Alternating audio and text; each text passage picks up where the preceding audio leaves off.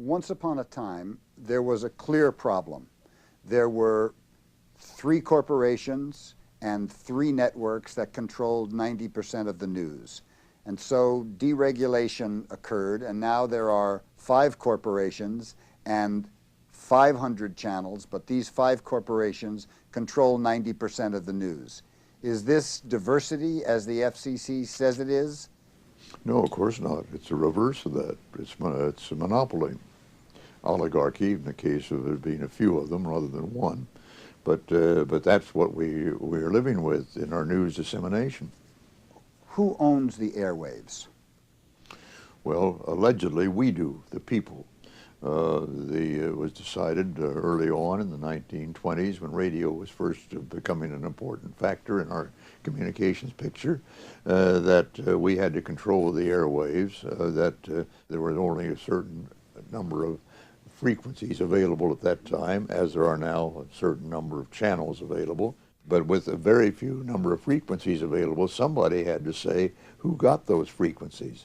So it was decided the Congress organized the Federal Communications Commission to assign those frequencies to those individuals who could promise the greatest service to the community. The licenses were given to those who would serve the interests of the people in the community. Indeed, the licenses were given so that they could be withdrawn if enough of the citizens of a community filed a complaint against their conduct and said, we want better service in our community. They were entitled to get it under the law after an examination by the Federal Communications Commission. What happened at that time was that in forming the Federal Communications Commission, the owners of the networks sat at the feet of the Congress, of the FCC, and learned of their responsibility from those who were designing what their responsibility should be. And those gentlemen were all entrepreneurs, well, the two of them primarily, Paley and Sarnoff. Paley at CBS, Sarnoff at NBC.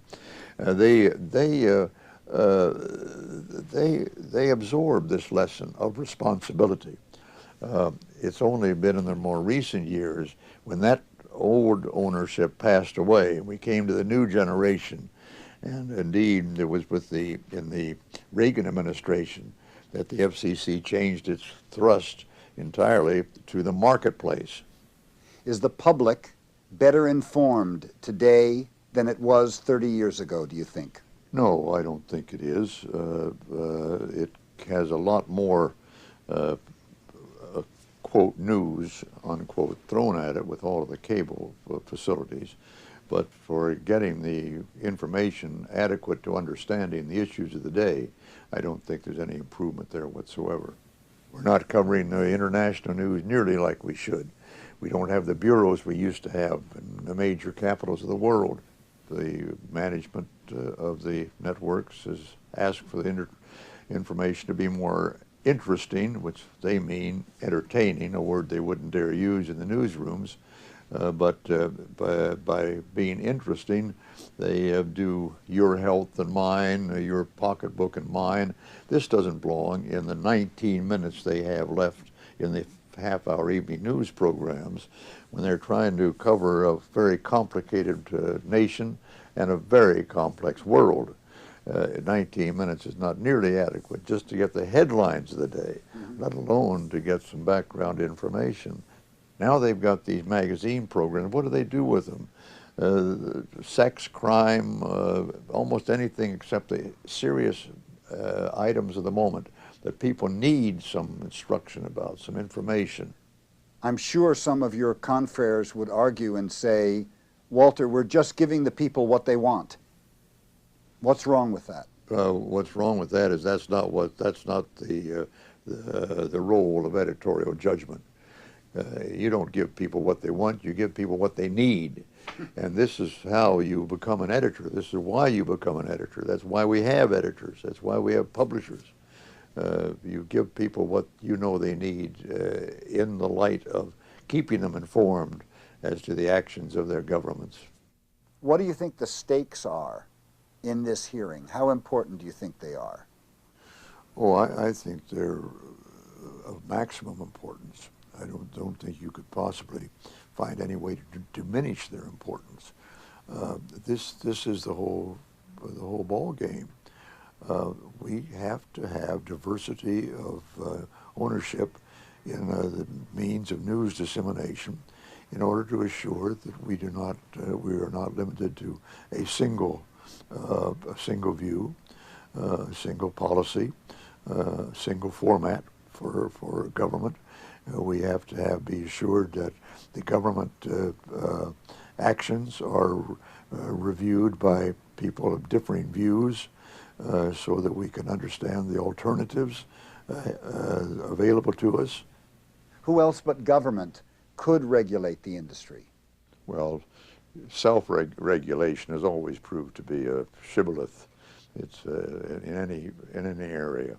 Even our personal lives need some system of justice to tell us when we're wrong, and that's true of broadcasting as well, of course. You know, when we were liberating the terrible concentration camps in Germany, as the Hitler regime collapsed, we were at these.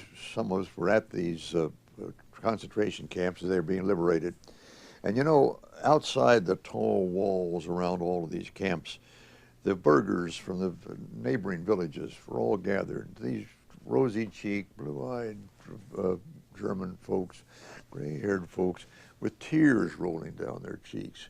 And they would see us with our war correspondent badges. They believe it, we didn't know about this. We didn't know about this. We didn't know about it. I claim that while they didn't know about it, they were just as responsible as those SS troops inside the walls for it, because they didn't know about it. Why didn't they know about it? Because they had applauded lustily when in 1933 the Nazi Socialist Party came in power, and the first thing they did was shut down the competition newspapers, any voice other than their own, that National Socialist voice. The people applauded that. They were glad because those other papers were all, quote, communist or something of the kind. They didn't bother about the other side of the picture. As such, they became just as guilty as the ones carrying the rifles themselves and turning on the gas.